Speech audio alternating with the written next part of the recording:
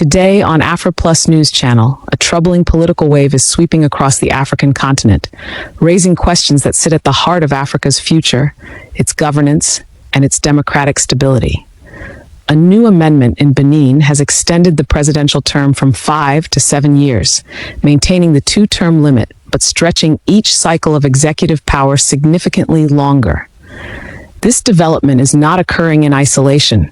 It reflects a wider pattern across the continent. As Africa stands at a crossroads yet again, citizens are increasingly concerned about whether democracy is genuinely evolving or slowly being reshaped to favor entrenched political power. Before we begin, remember to like, share, and subscribe to Afriplus News Channel for more relevant and important updates. Benin, once celebrated as one of West Africa's strongest democratic models, has now shifted its presidential term from 5 years to 7.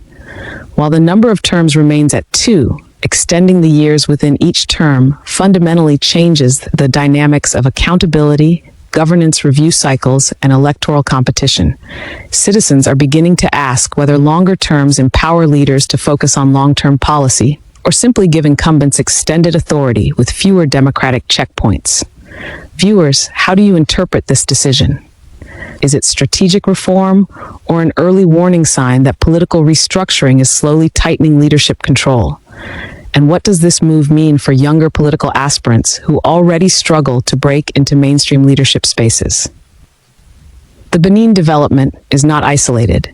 In Kenya, President William Ruto previously floated the idea of extending Kenya's presidential term to 7 years, triggering an immediate public backlash. Kenyans overwhelmingly rejected the proposal, describing it as unnecessary, suspicious, and potentially dangerous in a country with deep political divisions and a history of contested elections. We want to caution MPs who are championing extending the term limits of MPs and elected members in this country.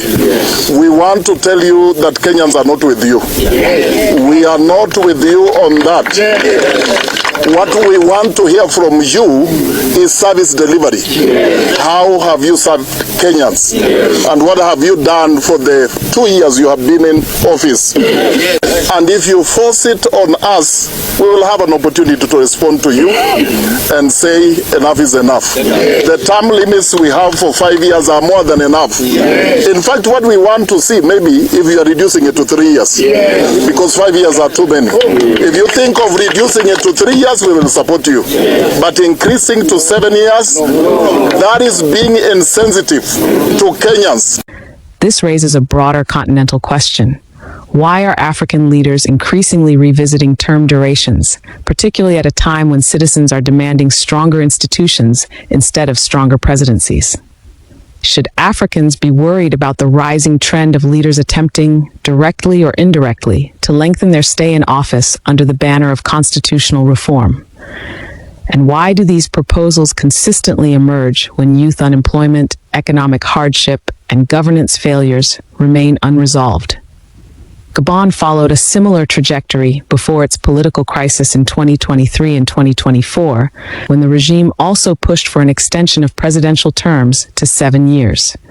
That proposal only intensified citizens' frustrations with political stagnation, dynastic power, and elite entrenchment. The government of Gabon has proposed to raise the country's presidential term limit from 5 years to 7 years. Under Gabon's current constitution, a single presidential term is 5 years, and it does not have a cap on the number of times a person can seek re-election. It is also a single-round voting system where the winning candidate is the person who secures the most votes. It does not necessarily have to get over 50% of the cast ballots. Gabon's proposed 7-year term would be renewable once. Transitional government led by General Brice Oligui Nguema has announced that the country will hold a national referendum on November 16th to vote on the proposed reforms. The proposed constitution, which was drafted by a committee of experts, also seeks to abolish the post of Prime Minister. Gabon's Parliament and Council of Ministers passed the Constitutional Amendment Bill, setting the stage for a national referendum. The country's current constitution was adopted in 1991, but Article 9, which relates to presidential term limit, has been amended several times. In the oil-rich nation of 2.4 million people, constitutional amendments on presidential term limit have been done through Parliament. However, a national referendum is also an option. Through parliamentary route, members of the National Assembly and the Senate vote on the proposed amendment, and a two-thirds joint majority is required for the reforms to be adopted. In its initial form, Gabon's constitution required that a president must be elected through a two-round voting system and should serve a maximum of 2 5-year terms. The two-round system dictated that if no candidate gets over 50% in the first round of voting, a runoff involving the two top candidates would follow. The first change to Article 9 to extend Gabon's presidential term from 5 to 7 years took place in April 1997. In July 2003, the said article was revised again to remove presidential term limit and introduce a single-round voting system. During that period, Gabon's president was Omar Bongo Ondimba. He ruled for nearly 42 years, that is from 1967 until his death in 2009. Bongo was thereafter succeeded by his son, Ali Bongo Ondimba, who ruled as Gabon's third president until the military ousted him in a coup in August 2023. But before that, his administration had twice amended Article 9 of the country's constitution. In January 2018, Gabon reintroduced a two-round voting system following dialogue after Bongo's slim margin of victory in 2016 triggered post-election crisis. And in April 2023, Gabon's parliament voted to return the single-round system and also reduce the presidential term from 7 to 5 years, with no limit on the number of times a person can seek re-election. 65-year-old Bongo went ahead to controversially win the August 2023 presidential election. Citing dissatisfaction over the electoral outcome, the military toppled Bongo through a coup in late August 2023. And after taking over as transitional president, Ali Bongo's distant cousin, General Brice Oligui Nguema, has pledged a new constitution ahead of elections scheduled for August 2025. If multiple African countries keep altering the architecture of political tenure, does it suggest a coordinated pattern or simply a shared political instinct among leaders seeking longevity? How should Africans interpret these parallel constitutional adjustments happening across different regions, often within the same time period? And could these moves be signaling a deliberate weakening of electoral competition in favor of leadership continuity? Across the continent, another persistent problem becomes even more visible: the marginalization of African youth in political leadership. Many young Africans feel excluded from political participation, policy influence, and decision-making spaces. Despite constant claims that young people are the leaders of tomorrow, in many countries, that tomorrow never comes. The political system often appears structured to favor the old political class, while suffocating the emergence of young, dynamic, innovative leadership. Viewers, is Africa truly preparing a new generation of leaders, or is the political system intentionally designed to limit youth influence? The Cameroon example adds yet another layer to this unfolding continental dilemma. At 92 years old, President Paul Biya continues to hold office after more than 4 decades in power, preparing again for another 7-year mandate. Many Africans question how such extreme political longevity aligns with democratic principles in a region where youth unemployment, political apathy, and economic struggles continue to intensify. Is Africa witnessing a generational suffocation where older leaders retain power indefinitely while youth remain politically suppressed?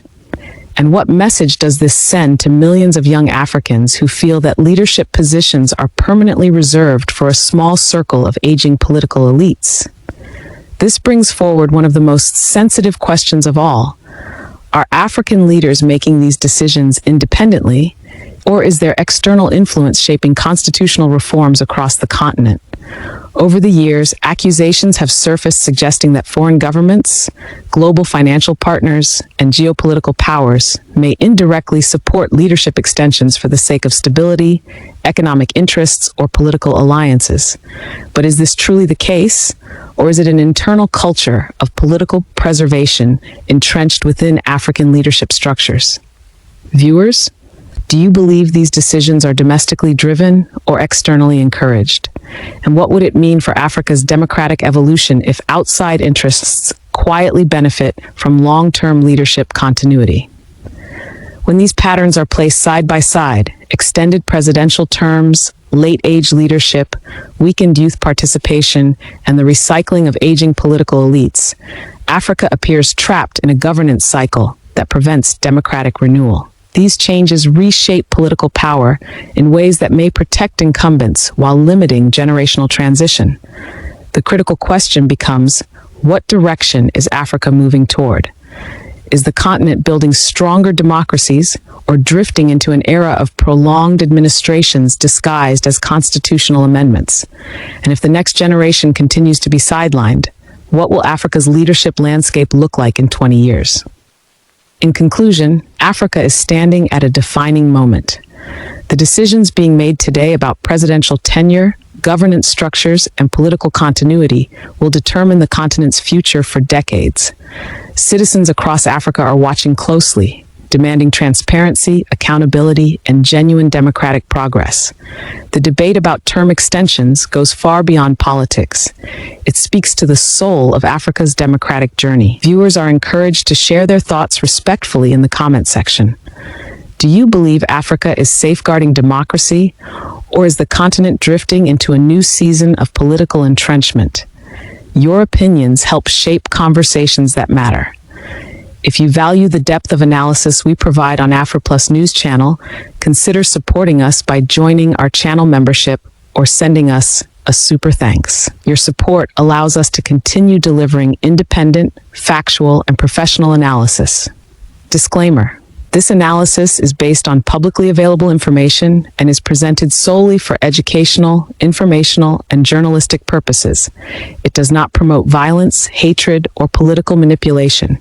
All viewers are encouraged to conduct further research and engage responsibly with the topic.